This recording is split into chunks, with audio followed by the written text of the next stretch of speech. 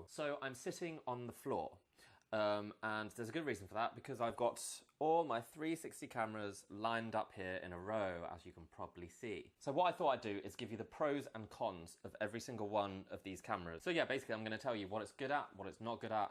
I'm not going to tell you whether you should buy it, because there are so many cameras, they all do different things, and people have different priorities. So I'm just going to give you the pros and cons of basically every consumer 360 camera out right now. So I've got 10 here. Now you may notice that I'm missing one that I use quite often, the RYLO, and that's because I broke it. So yeah, I'm getting that replaced, but it's not here right now. So we're just going to magically make it appear over here somewhere. And also, I don't have the GoPro Fusion, but I've tried it, I've used it, I've used the software, but I haven't used it enough to review it, but I've used it enough so that I know what it's good at and what it's not good at. So that can go over here somewhere. So like I said, we're just going to go one by one through these cameras, and we're going to put the pros and cons here, and then I'm just going to, yeah, tell you what they're good at and what they're not good at. So let's start with this one. It's the VRDL 360. It's one of the less known 360 cameras. It was a Kickstarter backed product. I'm not sure if it was ever released mass market, but I know that a lot of people kind of backed it. So let's talk about the pros of the camera. For first, it's very good at photos. It can shoot 7K photos, and they look pretty good, especially on a mobile device. But yeah, it's still fairly cheap, so photos good and kind of inexpensive, if you like. Now, unfortunately, there are a lot more cons. The video is not that good. It doesn't shoot 4K. On YouTube and on Facebook, it doesn't look that good. The resolution isn't really that clear. The software is very, very basic and kind of, or even in beta mode, I mean, half the time it doesn't connect, so the software isn't that great. Also, my version doesn't have a tripod attachment, so there's no kind of way to attach it to a tripod or selfie stick. I think you have to buy an adapter to do that. It does kind of, I guess, sit quite well just on a table like that. VRDL 360, good at photos, bad at video, bad software. So how about this one? This is the Yi 360 VR. This is actually turning into one of my favorite 360 cameras. Yeah, so it can shoot 5.7K 360 video, which is, along with the Garmin VIRB 360, is the highest resolution of any consumer 360 camera. It only costs $399, so that makes it probably the best bang for your buck in terms of resolution and video quality for kind of quite a cheap price. One pro, very good video quality. A second pro is that the software is very easy to use. It connects really, really quickly with the camera. It's not buggy, it's not slow, it's just very user-friendly, and anyone can learn it in just a few minutes. Another positive is that it has, well, at least the latest update of this camera adds stabilization, video stabilization, so that if you're moving, it's going to keep the horizon level and it will kind of reduce vibrations and kind of the shakiness, which is really, really hard to watch in a 360 video. It kind of ruins it. The stabilization isn't the best out of these. I'll go into it later which one is the best, but it's there, and it does help a lot if you are moving with your camera. This camera can live stream in 4K, and so far it's the easiest live stream I've set up, and it looks pretty good compared to a lot of live stream video, and it's certainly one of the cheapest cameras that can live stream in 4K. And it can also shoot in 120 megabits per second, and it does so very reliably. Okay, the cons of this camera is that the photo quality isn't as good. The resolution isn't very high. I mean, it's good enough for Facebook if you just want to shoot a quick 360 photo. But if you want to kind of shoot professional 360 photos, this isn't the camera. The resolution isn't high enough and the detail isn't good enough, really.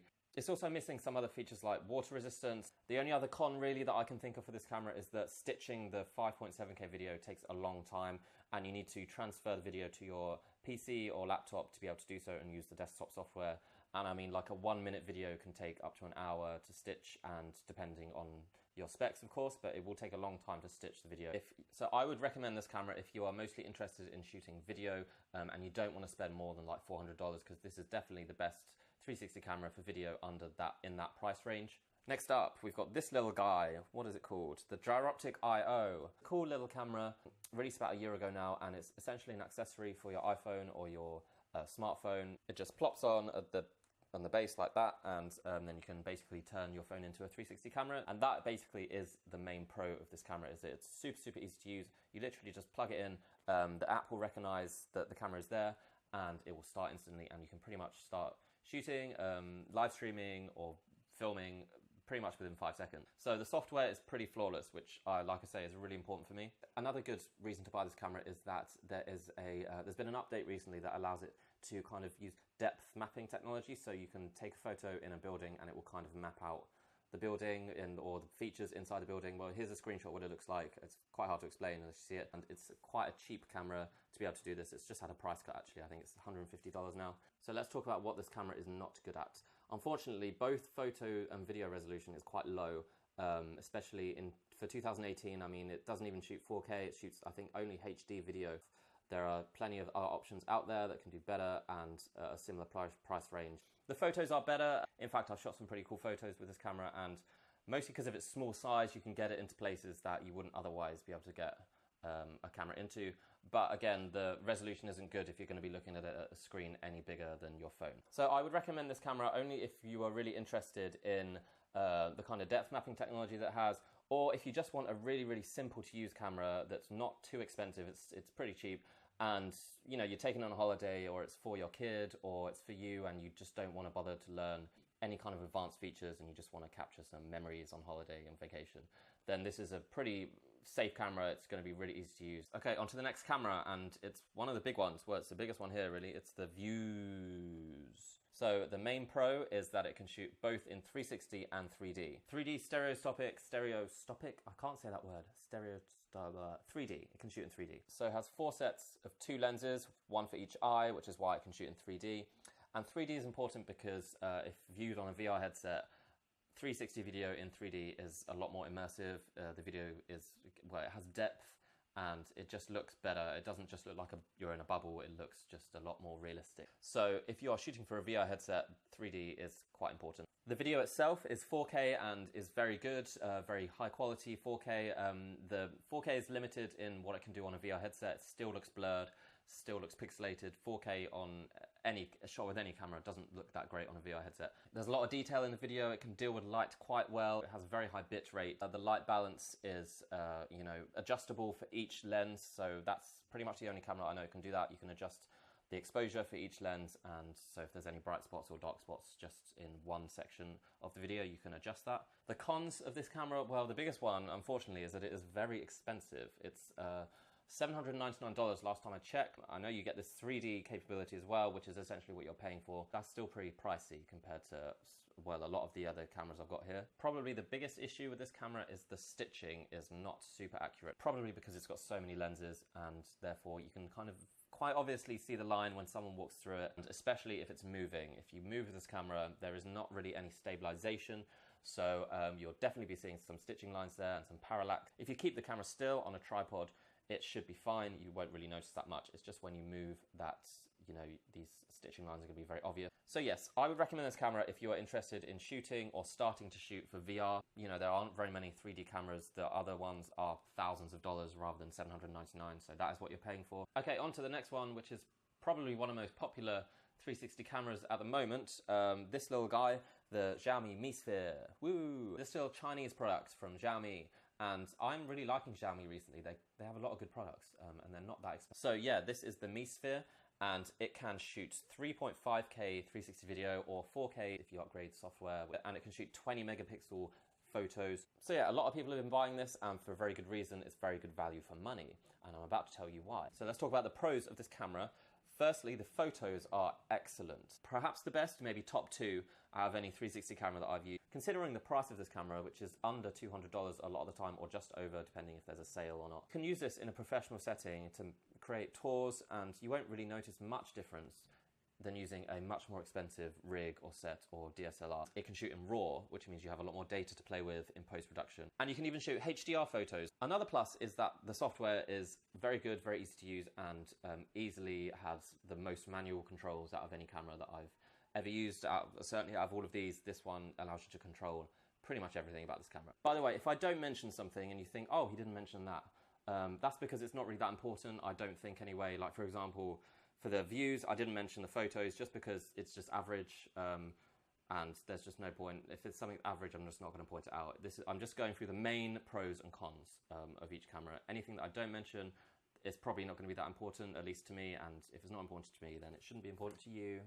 Next camera is the RYLO THETA V, which is basically an update to one of the most popular 360 cameras ever, the RYLO THETA S. And the only problem with that camera, the THETA S, is that it was shocking in terms of video, and that's what has been the big upgrade in the THETA V. It can shoot 4K 360 video. It's got borrowed technology from DSLR lenses, and the video quality for 4K is really, really, really good. It's probably the only 360 camera here that can shoot in low light well, so even at night you're gonna have some decent quality, whereas all of the others are pretty much useless shooting in low light. Another pro is that it has 4 separate microphones which can create ambisonic sound, so it's like 360 audio and it's going to sound much more realistic than just normal audio.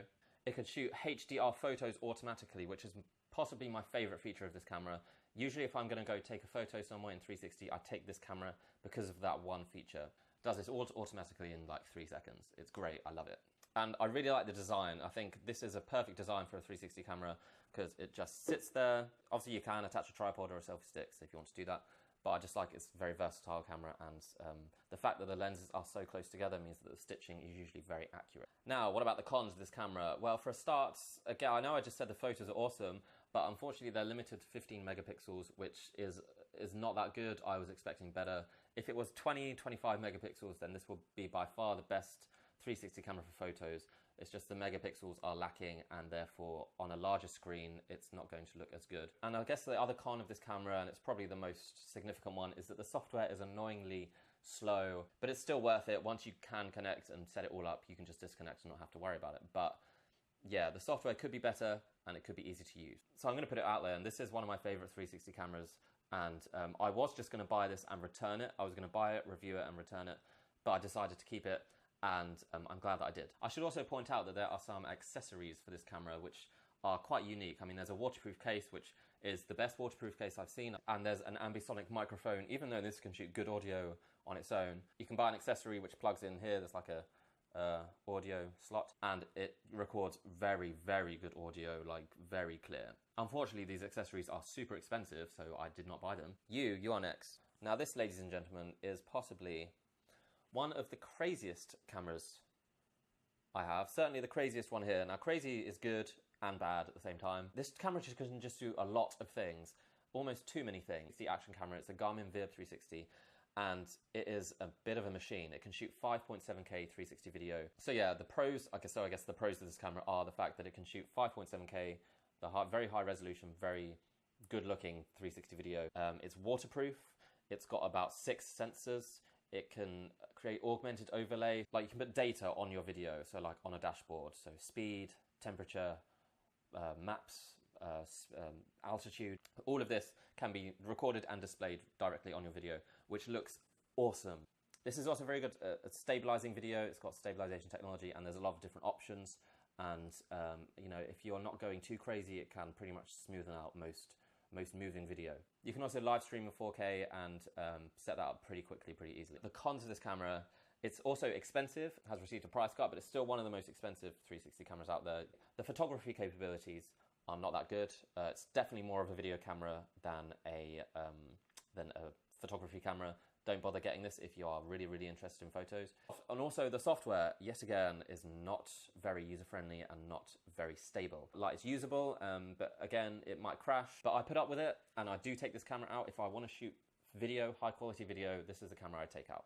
This is also one of the cameras that can create non-360 video from the 360 video. It has a software application on the desktop which allows you to kind of reframe your video.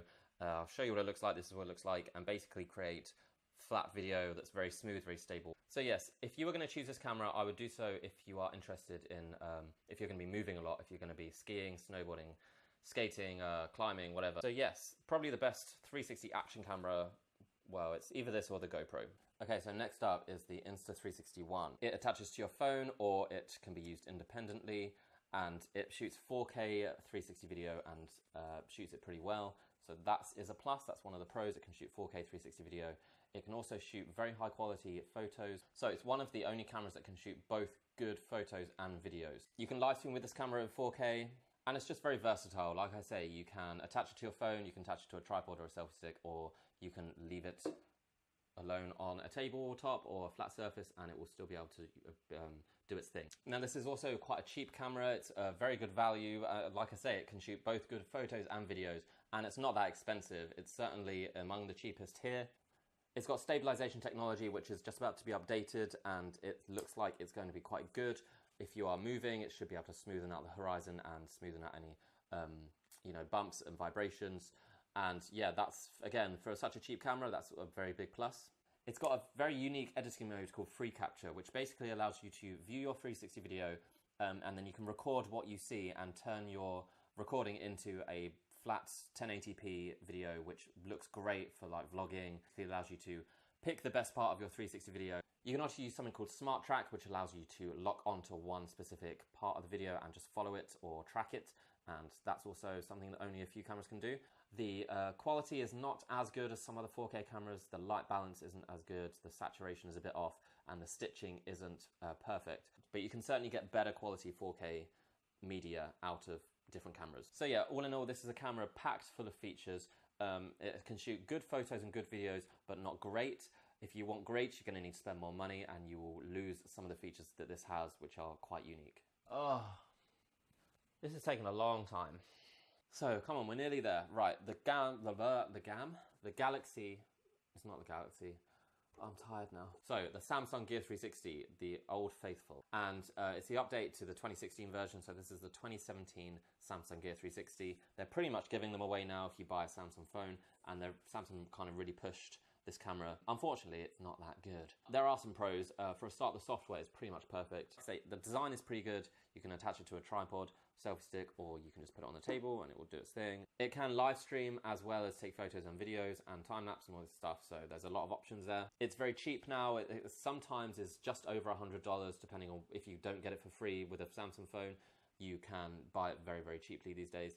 And yeah, it's just very user-friendly. It's just very easy for someone who's never used a 360 camera to pick up and play with and just get started. But the cons, well, unfortunately, it just isn't very good at shooting 360 video or photos. While it shoots in 4K, which is pretty good, like I say, it's pretty much the standard. The light balance, the bit rate, the exposure is all pretty bad. So I think if you are gonna shoot for a 4K camera, you might as well get a good one. Okay, next up is the Ion 360U, which also has another case, which I have somewhere.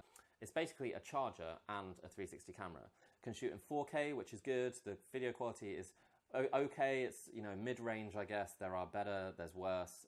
It's just kind of halfway there. So the case, which acts as a charger, can charge up your phone up to like another 50%. So that's pretty good because 360 cameras, all of these completely rinse your battery. Very easy to use, it connects instantly and you can pretty much just start shooting or live streaming. You can live stream as well straight away. The cons is that it's quite expensive for what it can do. It's just a very basic 4K camera. It doesn't have any other added features. There's not really much stabilization. You can only use it on your phone. Also, there are very limited options in terms of manual control. So it's kind of expensive for what it can do, but if you like the idea of charging your phone while you use it, and you like the idea of just a very easy to use, very easy to carry accessory, then this could be a good deal for you. So let's go on to the RYLO, which I do have owned for quite a while, but I broke it and now I'm getting a new one, but it's just not here right now. So the RYLO is actually probably my favorite 360 camera out of all of these for one very good reason, is that the stabilization is so good.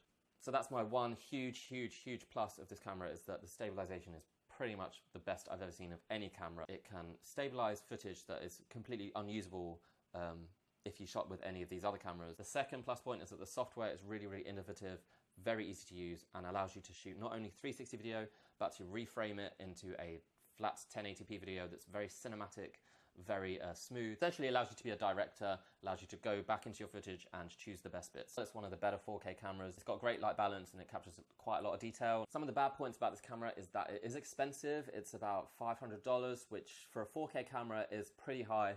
You're definitely paying for the software, which is so easy to use, and you're definitely paying for kind of the added features which are not available on most of these cameras. I guess the only other con I can say is that, well, it's very fragile, but so are all of these cameras, so that's not really a con. I just happened to break this one because I was drunk. If you're going to be using this on your bike or your car and you want to keep your video stable, this is going to be the best camera for that. Okay, last but not least is the GoPro Fusion, which I have used a few times, and I've used the software, and like I say, I don't own it, so take what I say with a pinch of salt. The best thing about the Fusion is that the video quality is superb. It can shoot 5.2K 360 video, and while that's not as high as 5.7, I think the lenses that the GoPro are using are superior to basically any other camera here. And if you just look on YouTube at different clips, as long as it's in pretty good lighting conditions, the Fusion is a really good video camera. It's also got good stabilization. I would say it's not quite as good as the RYLO, but it's pretty much the second best stabilization that I've seen in any 360 camera. And it has this overcapture reframing feature, which they spent a lot of time on, and it also allows you to create very cool looking video. So yeah, I think if you're going to buy the Fusion, it's because of the video, it's because of those few features. It's kind of almost semi-professional in terms of the quality of the video. The cons are that it is expensive. Again, the expensive cameras are the ones that shoot good video, so if you want good video, then you're going to have to pay the price, I'm afraid. And the big issue with the Fusion is that the software, oh my god, the desktop software that stitches the video, that kind of controls the overcapture stuff, it's just a nightmare. And I have a pretty powerful computer. Well, okay, it's i7, it's got its own graphics chip, it's got, you know, 12 gigabytes of RAM, and it just takes so long to stitch any video, and sometimes it doesn't work. The software is basically in beta mode at the moment, and I think they rushed the camera to get it out before Christmas, and they hadn't really finished the software. Slowly but surely it's getting better. And if you don't have a powerful computer, then forget about it, because it's just going to take you about a week to render like a half-an-hour clip. Also, the photo quality isn't as good, so this is definitely more of a video camera than a photo camera. Oh, I should also point out that the GoPro Fusion is like an action camera, so it's compatible with like all the other, well, a lot of GoPro accessories, water resistant, that kind of thing. So if you wanted to go skiing again, skydiving, climbing, all the things that I don't do, it would be between the Garmin and the GoPro, because these are the two 360 action cameras. I think that's it. God, I've spoken a lot. So I've used all these cameras that I've discussed today, obviously because they're right in front of me, most of them are anyway.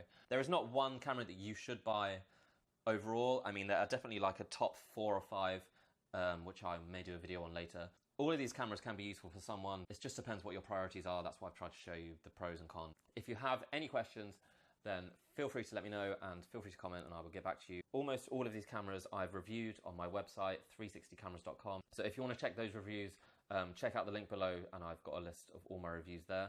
You can also follow me on Instagram, on Facebook, and of course on YouTube. If you enjoyed this video, if it was useful, then please subscribe, because I've got more content coming up from all of these cameras and more, and new ones. As new ones come in, I will obviously tell you about them and use them and compare them and review them. So if you're interested in creating 360 content, photos, videos, then feel free to subscribe. I'm sure it will be useful for you. And one last thing is that I have another channel which is new. It's very new. It's a gadget channel, basically, just me playing with gadgets. I get sent gadgets all the time from different people wanting me to review them, and I didn't really have a place to do that. So now I started a new channel called Dan the Gadget Man. I am Dan, if that wasn't clear. Anyway, that's it. I'm not going to bother you anymore. This has been a long video. I hope it's been useful, and yeah, hope you subscribe. So until next time, I will see you around. Bye-bye.